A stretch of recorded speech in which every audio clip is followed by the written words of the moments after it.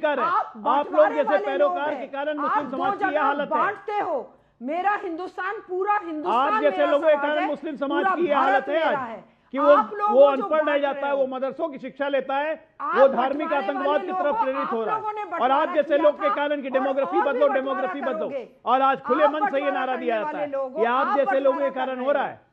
देखिए, मुझे नहीं पता, जब डिबेट शुरू हुई थी मुझे यास्मीन जी, जब आपने बोला था कि गलत है, 24 बच्चों की बात गलत है, इतनी खुलकर आप लोग को 4 बीवियों के खिलाफ भी बोलना चाहिए था। और एक मुस्लिम बेटी, मुस्लिम महिला होकर अगर उसको, मैं हमेशा बोलती हूँ अमन जी। नहीं, आपने मैम बोला कि अगर कोई रीजन होता है तो ठीक है। नहीं, आपने अभी बोला 1 सेकंड पहले जब मैंने आपसे चर्चा की कि बिना रीजन के 4 बीवियां, रीजन के साथ 4 बीवियां ठीक है मैम, बिना रीजन के नहीं होनी चाहिए, लेकिन रीजन के साथ 4 बीवियां बताया तो अभी आज के हालात में वो गलत है ना, जिनको फाके हो रहे हैं मैम। आज के हालात में तो गलत है ना। 4 बीवियां होंगी तो 24 बच्चे भी होंगे, फिर वो नामुमकिन नहीं होगा मैम। सॉरी बुलवा दो अमन। हाँ जी मैम। अमन, मैंने बोल दिया है ये बात, तो अब अमन इनसे सॉरी बुलवाओ मुझे कि इन्होंने मुझसे बदतमीजी की। नहीं मैम, आपने क्या बोला है वो आप दोनों के बीच का मसला है। आपने क्या बोला कि 4 पॉलीगैमी गलत है। मैम, पॉलीगैमी गलत है।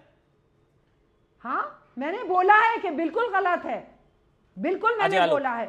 कहीं पे ये अब नहीं है कि 4 लोगों के साथ क्या करके बैठ जाओ। चल ठीक है, वो यूसीसी पर बहस चली जाएगी, फिर वो बड़ी बहस होगी। दोहरा चरित्र है ना अमन, मैम कैसे डबल स्टैंडर्ड साथ के साथ वो तो कह रही 24 बच्चे भी गलत, इतनी बीवियां भी गलत। कॉमन सिविल लॉ का साथ भी दे दें फिर, जब इतना बोल ही रही है। अच्छा, मैं आगे कमेंट ले लेता हूँ विनोद बंसल जी और सबका, फिर मैं आगे बढ़ूंगा। लेकिन अब तो यास्मीन जी ने दोनों बोल दिया।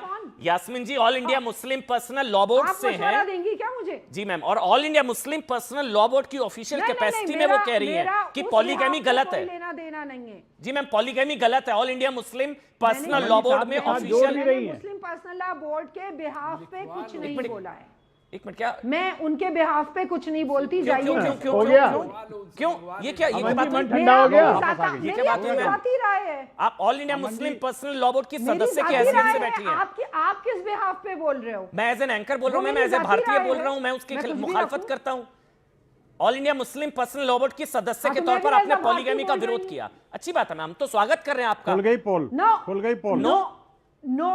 नो, मैं मुस्लिम पर्सनल लॉ बोर्ड के बिहाफ पे नहीं बोल रही, मैं एक भारतीय होने के बिहाफ पे बोल रही हूं। ठीक है मैम, ठीक है। विनोद बंसल आप बोलिए, कम से कम बोल रही है वो, कह रही all India Muslim Personal Law Board की सदस्य के हैसियत से नहीं वो बोल रही है। अमन, मैं बिल्कुल 1 मिनट नहीं रुकूंगी, इस आदमी का मुंह बंद कर दो। किसका मैम? क्यों मुंह बंद करना है मैम? सब अपनी अपनी बात रखने आया, आपके कहने से नहीं बंद करूंगा मैम। आपको भी पूरा सम्मान के साथ बुलाया, अजय भाई को भी पूरे सम्मान के साथ बुलाया।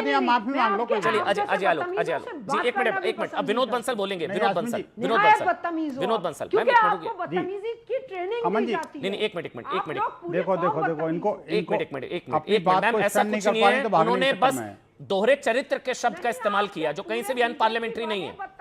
वो कहीं से भी अनपार्लियामेंट्री नहीं है मैम, अगर होता तो मैं ही रोक देता उनको। उन्होंने कहीं भी आपका अपमान नहीं किया है, उन्होंने दोहरे चरित्र की बात की थी। दोहरे चरित्र जो आपने कहा मैं विरोध करती हूं, लेकिन all India Muslim Personal Law Board की हैसियत से नहीं। यहीं पर मामला फंस जाता है थोड़ा सा। मुझे आगे बढ़ना होगा आप दोनों की इजाजत से। विनोद बंसल आप बोलिए, फिर मैं आपके पास आऊंगा सर। 1 मिनट पहले विनोद बंसल आप बोलिए, मुमताज भाई आ रहा हूं, राशि शरीफ जी। अमन जी कुछ तथ्य जो आपने रखे तो उसमें थोड़ा एडिशन करना चाहता हूं। हाँ प्लीज। आप देखिए कि पूजनी भागवत जी ने इस बात को क्यों कहा, क्यों कहना पड़ा। आप सोचिए, भारत की पॉपुलेशन में अगर आप पिछले 6 दशकों का परसेंटेज देखेंगे तो पता लगेगा कि जो भारत की ओवरऑल पॉपुलेशन जो है मेरी 3 गुना हुई है और मुसलमानों की पॉपुलेशन 6 गुना हुई है। आप सोचिए ना जी।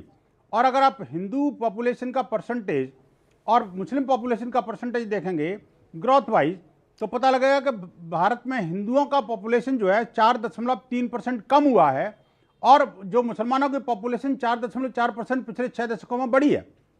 और आप देखिए जो आंकड़े आपने गिनाए थे, यानी बॉर्डर एरिया में जिलों की स्थिति, गाँवों की स्थिति, और कई सारे राज्यों के अंदर आप देखिए कि मुस्लिम जो है, हिंदू जो है वो अल्पसंख्यक बन गया।